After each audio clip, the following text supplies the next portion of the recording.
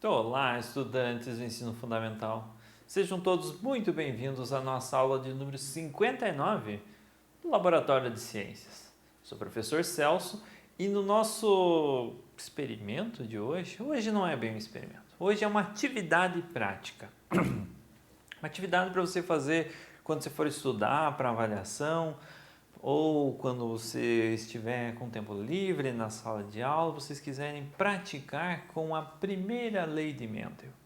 Então, é uma atividade bem simples, mas que se vocês fizerem em grupos, de preferência vários grupos, vocês vão conseguir perceber algumas diferenças entre esses grupos e é o que a gente vai analisar no decorrer dessa atividade. Com essa atividade, nós vamos entender a importância do grande número de casos ou de indivíduos analisados para os estudos científicos. Quando a gente estava no auge das vacinas, do desenvolvimento das vacinas contra o coronavírus, a gente percebia que existiam alguns dados, alguns valores sobre casos infectados, pessoas que tomaram a vacina e não se infectaram, conseguiram desenvolver anticorpos e não desenvolveram a doença de maneira tão grave, enfim, a gente tinha um grande número de indivíduos que eram analisados para esses estudos científicos, para o desenvolvimento dessas vacinas, para saber se essa vacina é realmente eficaz ou não. Quanto maior esse número de indivíduos analisados em um estudo científico, maior é a média, maior é a probabilidade de acerto daquele medicamento, no caso que nós estamos falando. Então, se você pega um grande grupo de pessoas, um grande número de indivíduos e faz os testes lá para uma vacina X, e essa vacina X, ela tem 95% de eficácia contra o vírus do coronavírus. Se esse grupo é grande, se esse grupo realmente é grande, quer dizer que aqueles 95% de eficácia contra o vírus do coronavírus, ele é um valor real, é uma média real. Agora, se você pega 20 pessoas, de 20 pessoas, você fez esse estudo dessa vacina X apenas com 20 pessoas. Uma delas se infectou e as outras 19 não se infectaram. Você já tem uma porcentagem, um aproveitamento dessa vacina, uma eficácia dessa vacina de 95%. Mas o grupo é muito pequeno. Entenderam? Os casos, os indivíduos que estão sendo analisados são muito pequenos. Uma única pessoa uma única pessoa infectada para comprovar essa eficácia de 95%. Agora, num grupo de 2.000 pessoas, você já tem uma quantidade maior de pessoas infectadas para comprovar aqueles 95% de eficácia da vacina. Então, você precisa de indivíduos maiores para você ter um valor mais preciso num estudo científico. Demonstrar que em pequenos grupos as proporções esperadas nem sempre se concretizam. Então, a proporção. Por exemplo, eu vou colocar uma pedrinha de cada, uma pedrinha vermelha e uma pedrinha branca dentro de um saquinho. Qual a probabilidade de eu tirar uma pedrinha branca? 50%, certo? Então é uma proporção de 1 para 1. Ou eu posso tirar uma pedrinha branca ou eu posso tirar uma pedrinha vermelha. Então, por quê? Porque o meu grupo de indivíduos é pequeno. Agora, se eu coloco todas essas pecinhas dentro do envelope, do nosso saco aqui, eu vou ter... Elas estão marcadas. Então, eu tenho 2 pedrinhas brancas marcadas com a letra P. Então, vamos lá. Qual a probabilidade, qual a proporção esperada de eu tirar uma pedrinha branca marcada com a letra P? Só tenho 2 delas aqui dentro desse saco com 20 pedrinhas. Então a probabilidade, a proporção vai ser bem diferente daquela inicial de 1 para 1 que nós tínhamos, porque aumentou o número de indivíduos analisados aqui. Aumentou o número de indivíduos dentro dessa minha pesquisa científica. Quando eu aumento o número de indivíduos, eu tendo a aumentar uma precisão, eu tenho menos chances de retirar aquela pedrinha ali. Então, num grande grupo de várias pessoas, essa menor precisão estaria mais correta. Vamos desenvolvendo, com calma. Trabalhar com essa segregação, com a segregação dos alelos de maneira prática. Então, a primeira lei de Mendel é a lei da segregação dos alelos. Lembram da segregação dos alelos? Vamos relembrar. Nós temos os gametas masculinos, que, por exemplo, seriam azão, azão. E nós temos os gametas femininos, que seriam azão, azinho. Aí a gente cria uma tabelinha com a probabilidade de nascer um filhote que seja azinho, azinho. Qual a probabilidade de nascer um filho com esse genótipo aqui? Vamos criar a nossa tabelinha lá. Então, nós temos os gametas masculinos aqui, azão, azão, e nós temos os gametas femininos, azão, azinho. Pode acontecer do pai liberar no espermatozoide, vamos pegar na nossa espécie, o azão. Então, o filho seria azão e a mãe liberou azão também. Então, o filho seria de genótipo azão, azão. Pai liberou azão, a mãe liberou azão também. Pai liberou azão, mãe liberou um azinho. Então, o filho seria de genótipo azão, azinho.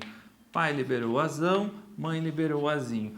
A probabilidade de gerar um filho azinho, azinho, nesse caso, seria de 0%. Por quê? Porque o pai é azão, azão. O pai não tem como mandar num espermatozoide dele um azinho. Então, fica restrito a essa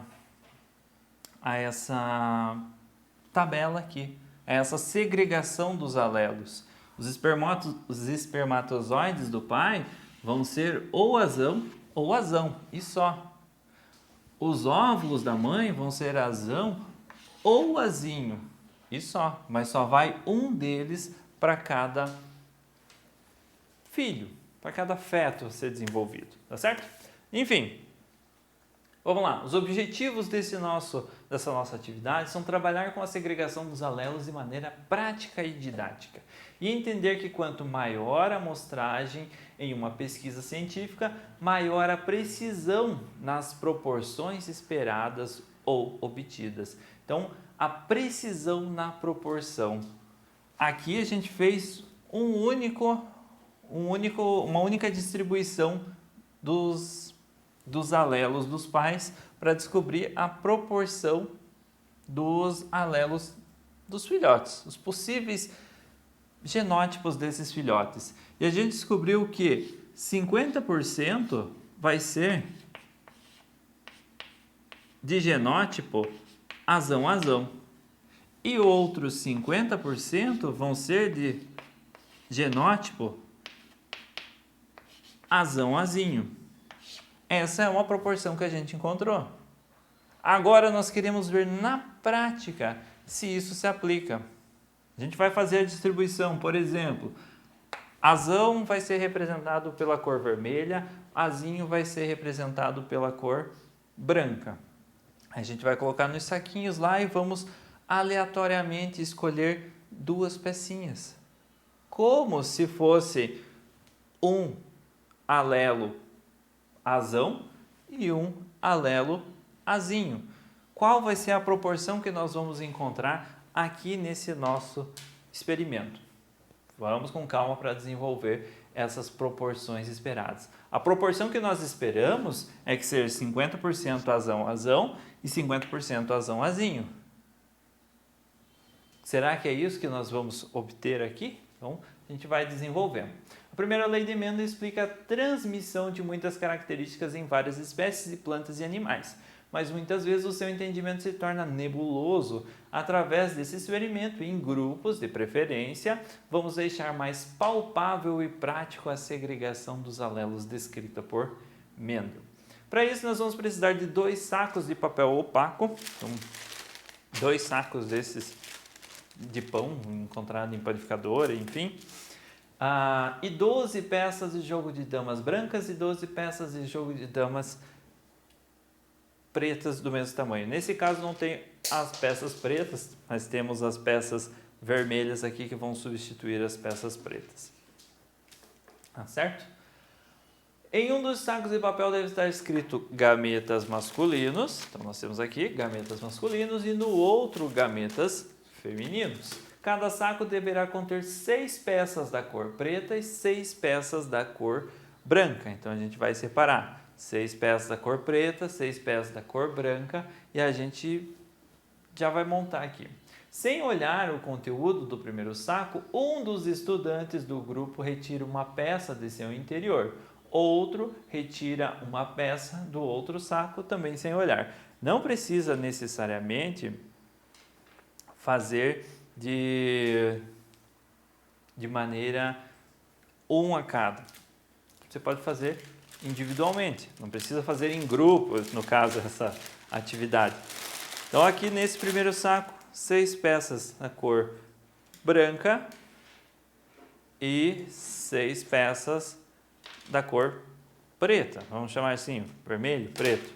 No outro saco, 6 peças da cor branca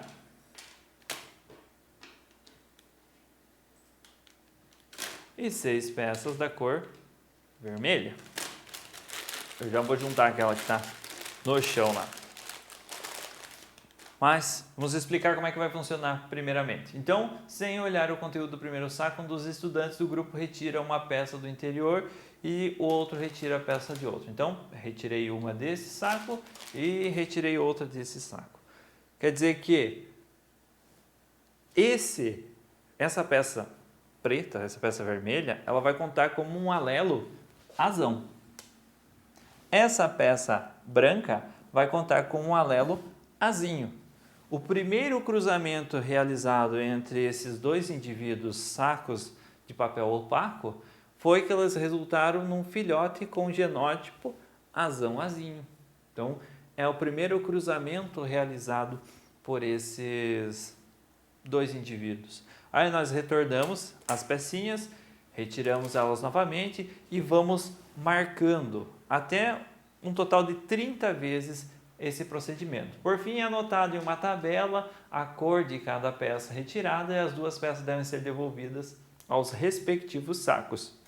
Se eu tirei a peça vermelha daqui e a peça branca desse saco, peça branca desse, peça vermelha desse, eu tenho que voltar a peça branca nesse e a peça vermelha nesse. Não posso ficar trocando, porque senão as proporções dentro do saco vão ser diferentes.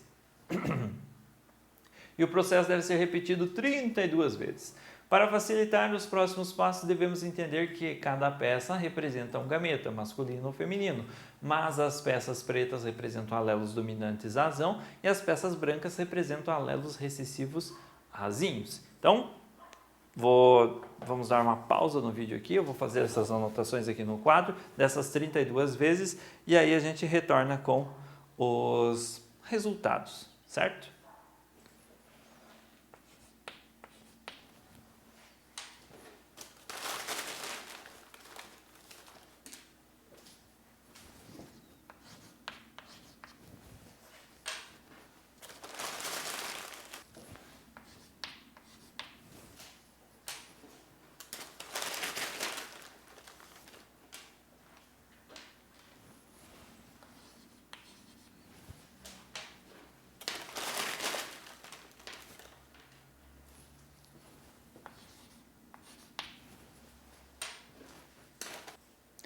Pessoal, montamos então a nossa lista aqui, essa primeira fileira sempre vai ser a dos gametas masculinos e essa segunda fileira sempre dos gametas femininos. Eu mantive essa ordem. Então percebam quantos asinhos que saíram dos gametas masculinos e quantos azões e asinhos saíram do pacote de gametas femininos. Agora nós precisamos fazer um levantamento de quais foram os genótipos gerados, qual a porcentagem desses genótipos gerados. Então a gente vai contar quantos azão que foram gerados desses cruzamentos, desses 32 cruzamentos aqui. Então vamos lá, azão, quantos eu tenho aqui? 1, 2, 3, 4, 5, 6, 7, 7 azão. Azinho, quantos foram gerados nesses cruzamentos aqui? 1, 2, 3, 4, 5, 6,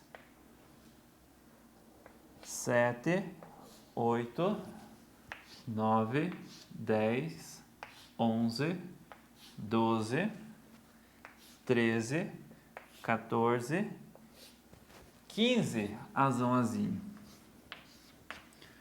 E azinho, quantos foram resultantes? 1, 2, 3, 4, 5, 6, 7, 8, 9, 10 azinhos. Com isso, nós podemos apagar agora a nossa lista de 32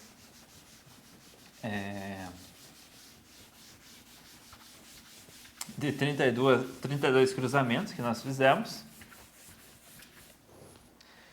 E podemos dar continuidade agora com o nosso procedimento aqui, a nossa atividade. Agora devemos responder as seguintes questões. Suponham que cada peça corresponda a um alelo de determinado gene e cada sorteio represente o encontro de 2 gametas. Foi isso que a gente fez. Nós sorteamos, cada um desses sorteios representava o encontro de 2 gametas que dava origem a um filhote com um genótipo específico. Usando letras maiúsculas e minúsculas para representar os alelos, demonstrem os genótipos dos pais que participam dessa representação de cruzamento. Quais são os genótipos dos pais que participam? Genótipos masculinos: azão e azinho. Então, genótipo masculino, azão, azinho. Genótipo feminino, azinho e azão. Mesma coisa. Então, ambos, masculino e feminino, tinham um genótipo azão, azinho. Certo? Então, esses eram os genótipos dos pais. Agora devemos responder, tá? Enfim, aqui com as respostas. Usando as mesmas letras, informem qual a proporção genotípica esperada para a descendência desse cruzamento. Qual é a proporção obtida na prática? Então vamos lá. Qual seria a proporção obtida desse cruzamento? Fazemos o quadradinho para a distribuição dos alelos. Não precisa ser tão grande. Um quadradinho para a distribuição dos alelos. Masculino, então, azão, azinho.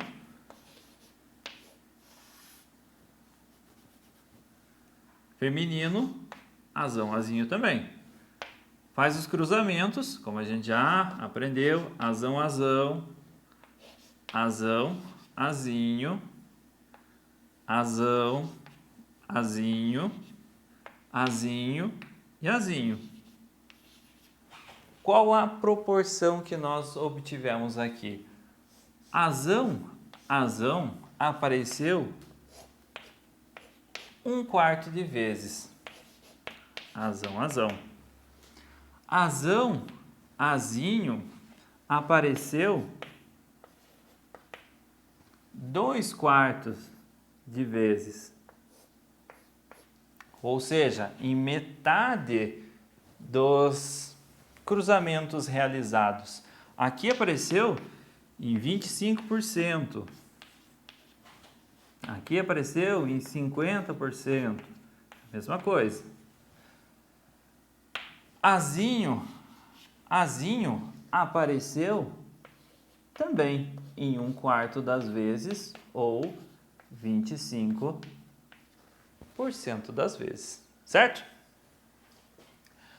Para a gente descobrir quanto que a nossa proporção, quanto nós obtivemos na nossa proporção, a gente pode fazer uma regrinha de 3. Lembram como é que faz uma regra de 3?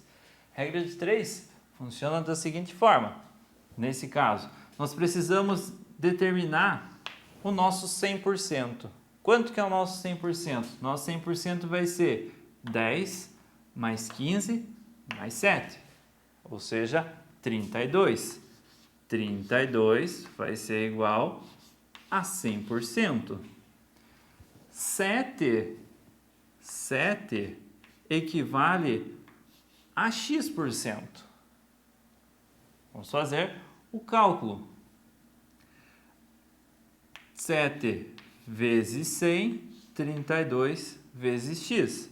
7 vezes 100, 700, igual a 32x. 700, 32 dividido por 700, 700 dividido por 32, que passa dividido, vai ser igual ao nosso x. Arma a continha, resolve e nós temos o valor em porcentagem desse nosso 7%.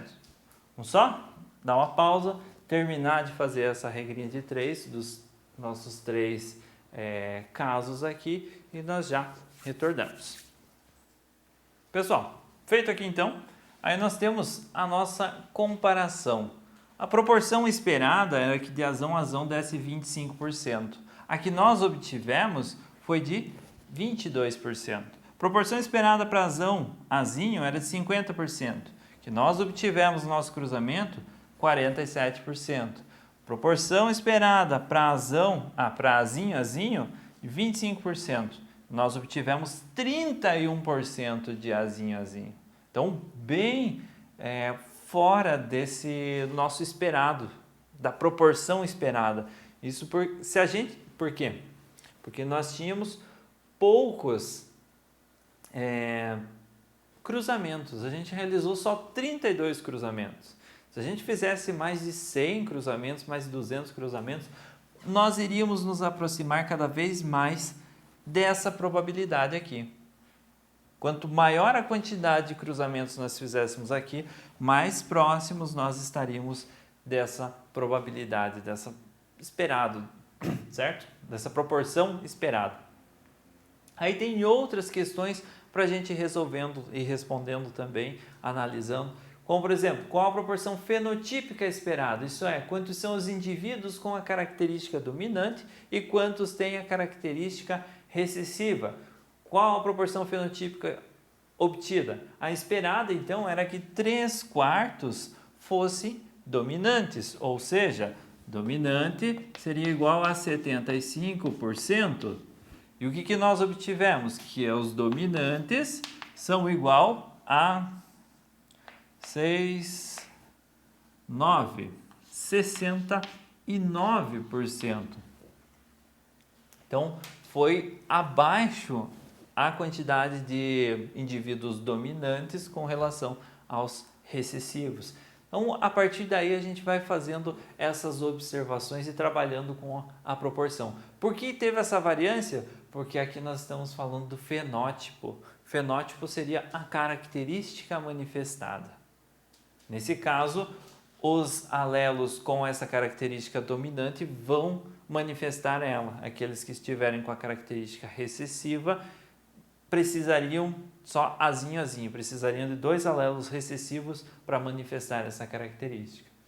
Comparamos as proporções obtidas com outros grupos ou através de outros testes e os resultados nem sempre serão os mesmos. Isso porque nós estamos trabalhando com um grupo pequeno de interações, de reproduções, enfim. Quanto maior o grupo, como eu comentei com vocês, se a gente fizesse 100, 200 cruzamentos aqui, a chance de chegarmos a essa proporção aqui vai aumentando cada vez mais. Aí eu deixo para vocês redistribuir as peças de modo que um dos sacos fique com 3 peças brancas e 3 peças pretas e outro saco fique com 6 peças brancas e repetir o processo de sorteio descrito anteriormente. E a partir daí nós vamos alterando o genótipo dos pais, deixando eles somente com, por exemplo, azinho. Se todas as 6 peças dentro do saco de gametas for pecinhas brancas, quer dizer que ele vai ser azinho. Se só tiver peças vermelhas dentro dos saquinhos, quer dizer que vai ser azão. E a partir daí nós vamos alterando os genótipos dos pais e, consequentemente, nós alteramos completamente os cruzamentos, enfim, as nossas proporções obtidas, e a gente vai trabalhando com essa ideia da distribuição dos alelos da primeira lei de Mendel, tá certo? Pessoal, essa foi a nossa aula de hoje. Espero que vocês tenham gostado, espero que vocês reproduzam, levem para os professores de vocês, na escola, enfim, tente fazer na sala de aula, uma folga, ou para estudar, até mesmo para avaliação dessa parte de genética, para entender um pouquinho mais. E eu tenho certeza que vocês vão conseguir desenvolver um pouquinho melhor as suas aulas de genética. Pessoal, espero que vocês tenham gostado. Se ficou alguma dúvida, retoma o vídeo, assiste ele novamente, faz as pausas necessárias para as anotações e nos vemos na nossa próxima aula.